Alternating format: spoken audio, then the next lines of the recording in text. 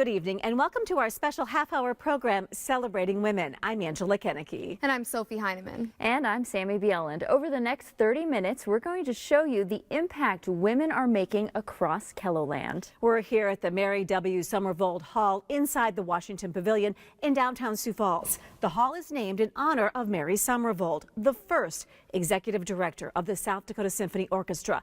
She was also the first woman appointed to the Board of Trustees at Sanford Health System before serving as president twice. And on top of all that, she was also the president of the South Dakota Symphony Guild and the Board of Trustees of the Washington Pavilion, among many other titles. Somervold also taught music at several Sioux Falls schools. Another trailblazing woman from South Dakota is possibly someone you've never heard of before. Gladys Pyle from Huron set a lot of firsts for women in the political arena beginning in the 1920s. As KELOLAND's Kelly Volk is about to show us, while her time in Congress was short, she left a lasting impression. Listen to the late Gladys Pyle talk about her family. As I say, my father and mother were pioneers. My grandfather and grandmother were pioneers.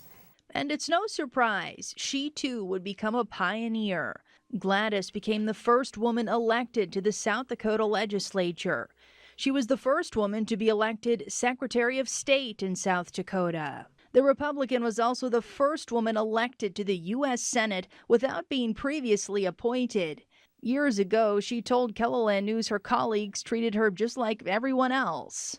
Of course, at first, they were more interested in color of neckties I enjoyed than in anything else, and whether I objected to smoking in the House chamber. And I explained to them that neither one of those things had anything to do with legislation. Gladys comes from a family of leaders. In fact, her mother, Mamie Pyle, was a women's suffrage leader in the state. She is the reason women got the right to vote 2 years before the national amendment went through. Gladys's father, John, was the South Dakota Attorney General. Beadle County Museum's executive director, Rachel Farrell, says the Pyles are a part of South Dakota history that can't be forgotten. They're, to an extent, a contemporary of Laura Ingalls Wilder, and what they've done is just as influential and important to our state. While we may remember her most for being a woman of firsts, And I didn't feel that it was any tremendously important thing, except that it did break the ice for many other women who will be coming afterwards, and other people too, not all women. that's the true spirit of a pioneer. And I couldn't very well be anything else.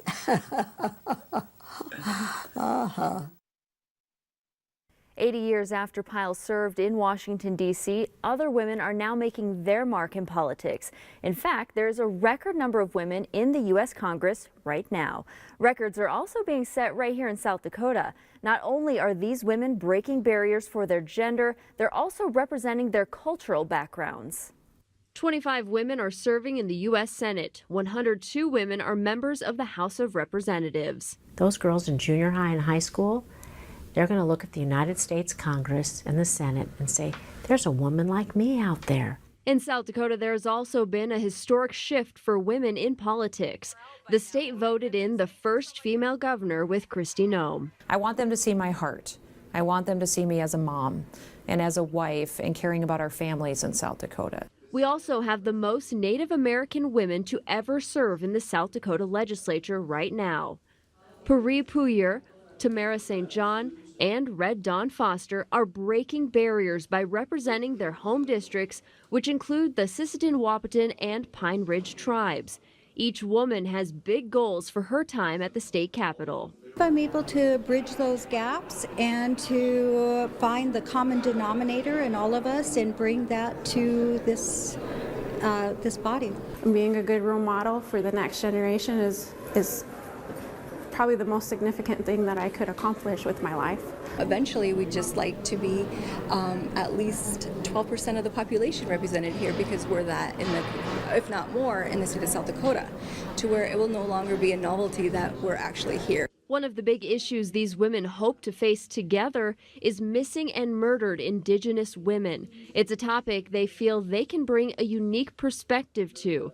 They've already spoken with Governor Noem and hope to get more attention on this problem. There is legislation happening in North Dakota as well as on a national level, and with the possibilities in the future within the state of South Dakota, it's something that we want to have as a focal point. I am thrilled that these three ladies are here and that they're a part of the conversation. They will bring a different perspective that I believe will end up in better policy. The women hope their experiences will help them represent the people in their districts like no one else can. And they hope they won't be the last to break records. We're probably not going to just be 3 next year. We'll probably be more. While women are making strides in politics, there's another area where they are still struggling to succeed. That's in business. Back in 1992, I reported on the glass ceiling. That's the barrier women were running into when trying to move up the company ladder. They couldn't make it to those coveted executive positions. Now, 27 years later, has the glass ceiling been shattered? Today, 50% of all women work. Women have made significant gains in entry-level jobs and first levels of management. But according to the Department of Labor, most women reach a point in their careers where they don't go any further. Back in 1992, women held only 2% of upper-level positions in companies. Today, women make up 9% of top-level management positions in corporate America. That's only a 4% increase in nearly 30 years. And so the glass ceiling, are we breaking through it? Not as quickly for women yet. There's a lot of reasons. Margaret Sumption is a career and executive coach. She was also part of that KELOLAND News Glass Ceiling series back in 1992. If a man is selected, the qualifications don't have to be as high. The education doesn't have to be as high. The level of qualifications and experience and the references from other people don't have to be as glowing. And the money is always better. Sumption had just started her own business after a man was offered more money for a position she turned down due to low pay. Now I need to write a thank you note because it really did change my life. Sumption says after dealing with sex bias in the workplace, she needed to become her own boss. I can't look back and be disappointed about my decision at all. I can only be excited about the fact that the gigs lasted 28 years and I still have plenty of work to do. In 1992, KELOLAND News also talked with women about to graduate from college about their career outlook. Jen is planning on getting into the administrative end of healthcare. It's a great field to get into, and I'm really excited about choosing that career. Jen isn't expecting any trouble getting to the top level of management. Yeah, I think there'll be a lot more women in healthcare. Young, naive to the realities of what it really means when you get into the working world. Naive or not, Jen Porter's predictions about her career have mostly come true. You're in healthcare administration. That's what you said you were going to do. Yeah. You've got the word executive past your name. So do you think you shattered the glass ceiling? I would say yeah, in many respects I have. It didn't come without a lot of hard work, but even all that work and ability wasn't enough to capture the title of executive. I didn't realize how much you actually have to really be your own cheerleader. You have to fight for yourself. Sumption believes in today's working world, women still have to work at least twice as hard as a man to shatter the glass ceiling. Women have to be in service longer, make greater contribution, and greater contribution over time to be given the opportunity to master the next level. We are just getting started with our Celebrating Women special. After the break, we take you to De Smet for a look at the Laura Ingalls Wilder Museum and out to Chamberlain, where we honor Native American women in South Dakota. Next.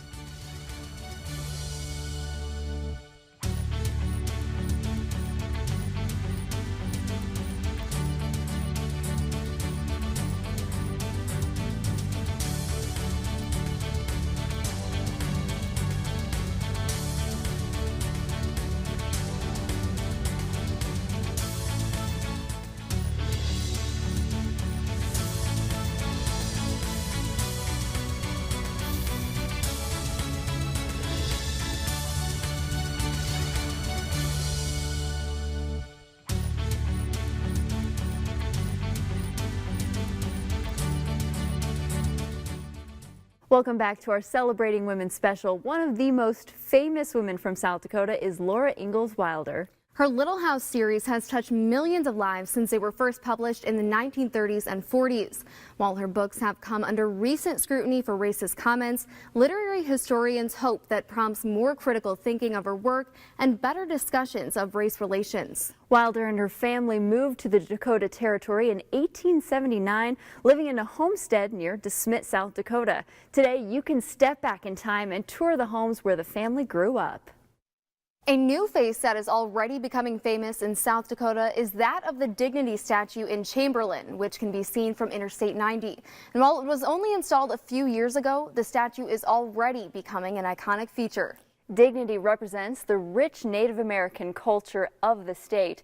The Native woman wears an 1850s dress with a star quilt that represents respect, honor, and admiration. Dignity is actually modeled after 3 Lakota women. The sculptor said he hopes this statue shows the world the beauty of the Native cultures.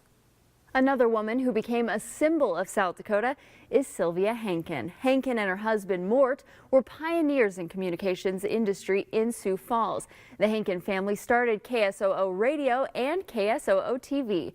In 1974, Sylvia took over both the radio and television stations. Perhaps her greatest gift to Sioux Falls is the St. Patrick's Day Parade. To this day, it attracts tens of thousands of people every year to downtown. Hankin said her goal was to make everyone feel like they were Irish for one day. Hankin also earned her private pilot's license in 1940 and became a member of the Civil Air Patrol.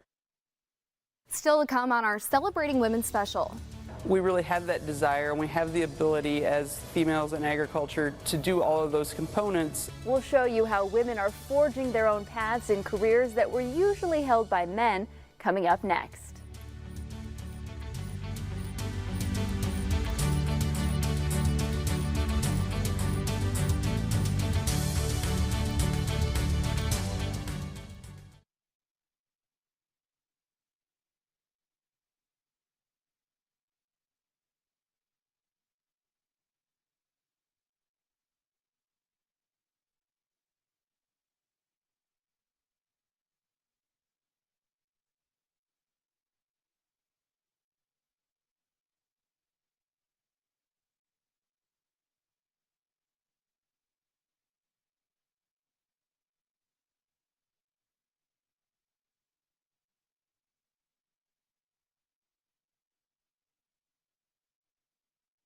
Welcome back to our Celebrating Women special. South Dakota is known for its strong agricultural industry, and women have long been a part of it. From the book work to the field work and everything in between, KELOLAND's Kelly Volk shows you why it's an industry for all. This is the kind of work Jamie Johnson grew up on in Nebraska. Looking at her now, you'd never guess she once wanted to leave this lifestyle behind. I actually swore I'd never marry a farmer because I did not like living on the farm. But we all know the life you have planned for yourself when you're young doesn't always hold up. But after being in college and being away from it, I kind of longed for the quietness of farm life. And so today, Jamie and her husband Brian co-manage their cattle and farm operations near Frankfort. At one point, I didn't know if I should call myself a farmer, but after doing it for so long, I would give myself that title, I guess. The parents of 4 are a team. We discuss everything that's going to happen for the day, if somebody needs help with this or that or what goes on, and we make short-term goals and long-term goals of what we want to see happen on the farm. Near Elkton, you'll find another couple working hand in hand. Here's my husband and I riding horses as well. Trish Van Dyke and her husband Cash are in the cattle and farming businesses together. The summer is my favorite season because that's when we're bringing cows out to pasture, and we can get the four-wheelers out and we go and check them. It's not just the physical labor that keeps her busy during the year. She's also involved in the business side of the operation, including the bookkeeping. We definitely do it as a team. This is a common theme with many farms and ranches. We really see women wanting to be more involved in their operations and not just, the breadwinner, or they're in the, they're making meals for the men. They're really becoming involved in their operation, getting more involved in the bookkeeping, the record keeping, maybe taking that marketing component to the next level. Heather Gessner works for the SDSU Extension. She thinks there's an increased passion for the lifestyle. It's a great way to raise your kids. It's a great spot to grow up. And I think as you move forward, you see that we really have that desire, and we have the ability as females in agriculture to do all of those components. And the opportunities extend way beyond the farmyard. You're going to find women everywhere. They might be your pharmaceutical rep. They might be your agronomist, your veterinarian. Both women have ideas on how to keep their family operations running as the industry evolves. I think it's a lot of marketing, and a lot of, like strategic kind of planning as well, and a lot of profit loss, making sure you're running your numbers. The most important thing for Brian and I is just to be open to change and be open to new ideas, and being open to, geez, it might fail. Whatever happens, they're in it together. Another career that is starting to see more women is in law enforcement. Over the last few years, the South Dakota Highway Patrol has put more emphasis on diversity, especially when it comes to women. Brady Mallory talks with two troopers about why that's so important. So this is where I spend most of my time when I'm out flying for the Highway Patrol. Trooper Sarah Schumacher was never satisfied just being on the ground. This is what tells you your aircraft heading, your aircraft altitude. That's why she studied aviation, became a pilot, a certified flight instructor, a multi-engine instructor, and joined the South Dakota Highway Patrol in 2016. I can work with our drone operators to help them understand things they might not understand, like about airspace or about weather forecasting, because I have a background in that and they don't. Most of the time it's people don't slow down to a reasonable speed when it's icy or snowy out. Trooper Bryn Rist studied criminal justice in college and also joined the HP in 2016. Following in her grandpa's footsteps is what put Rist in the driver's seat. I just spoke with a lady that was crying because she went in the ditch and she didn't know what to do, and so, when you can show up and help someone, it just kind of makes you feel good. The Highway Patrol hired Schumacher and Rist because they're qualified, determined, and made it through the typical 13 weeks of training. They just happened to be women. Growing up, I didn't really have anyone that was a female in law enforcement because it's not, I guess, a very female-dominant job. Older men and women sometimes ask me, I've had a lot of older women ask me, they're like, does your husband know that you do this, and is he okay with it? In the last few years, the Highway Patrol has tried to change this by recruiting more women. It started seminars in 2015 to achieve this. Last year, we reported there were 13 female troopers. This year, there are 14 women out of a little more than 190 troopers in the state. We have our own kind of club because we're outnumbered by the guys right now, and so it's really great because if we have a problem, we can go to one of the other women and we can say, hey, is this something that you've had a problem with? Still, maybe in this region, the idea of law enforcement is still a white man. So does that present any challenges? The challenge might be there, but for us, it's making sure that we get the word out and make sure that we have boots on the ground that are out there recruiting, actively recruiting.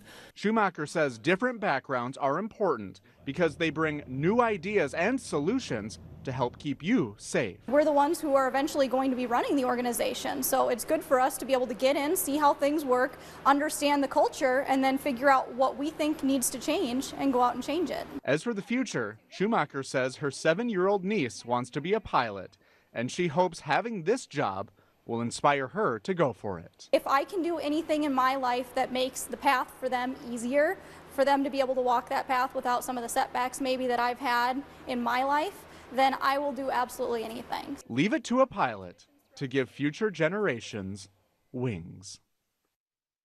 Coming up at our final segment of our Celebrating Women special. I really just want, young women to believe in themselves and to do the hard work. We talk with the University of Sioux Falls' new athletic director and her advice to any woman facing adversity next.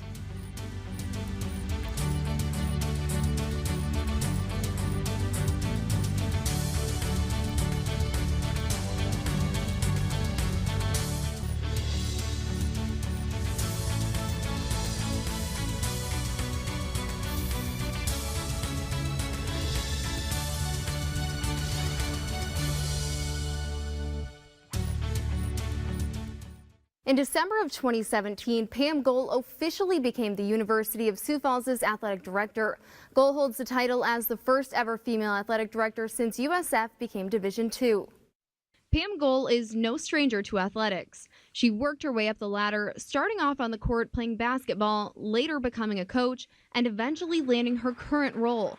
She says her knack for leadership has made navigating the job easier. I'm excited. I think, everybody always thought, what's a woman know about football? How can a woman be an athletic director if football is a major sport, which it is here at USF? Her response is simple. You don't have to have played the game to understand it. I watch an NBA basketball game, and I see a really short coach coaching all these tall guys, and I think he never played at the same level that they're playing, but he understands the game and he can still coach it. It's the same way with being an administrator. About 23% of athletic directors across all 3 divisions in the NCAA are women. While Gohl says it's a good start, there's a lot of room for growth. It trickles down amongst the society where people believe that women can do any leadership position, and I think it's just a matter of time until there's more equality. In 2018, 12 women became Division II athletic directors. Gohl thanks the community in part for her success, but also shines a light on her family. One thing that often comes up with women is work-life balance. How do you make that work? I would like to say that I have a wonderfully supportive husband who is very supportive of me professionally, and I have 2 very understanding children. Gohl's hope is to inspire other women to simply believe in themselves. We have a lot of really good females in college athletics, whether they're athletes or they're my assistant coaches or they're young administrators, and I think it's only a matter of time. With her hope and excitement for the future, Gohl reminds women that the climb isn't easy. I really just want, young women to believe in themselves, to do the hard work. Being an athletic director isn't an easy job, but there are a lot of jobs that are not necessarily easy. The players, coaches, boosters, fans, and the overall community is her biggest reward. It's all a balancing act, but if you find the right situation, it can work, and it's pretty neat, and I really feel fortunate to be here. Her advice comes from experience, passing this along. Best advice I can give is work hard when no one else is looking. And if you work hard, whether people are looking or not, that hard work will be rewarded and people above you will recognize that. And when you get your moment, embrace it. That's all the time we have for our Celebrating Women special. There are so many more women we would like to honor. If you know of a woman who is impacting her community, let us know about her. Just email us at news@keloland.com. And thank you for joining us. And remember to honor the women in your life. Have a good night.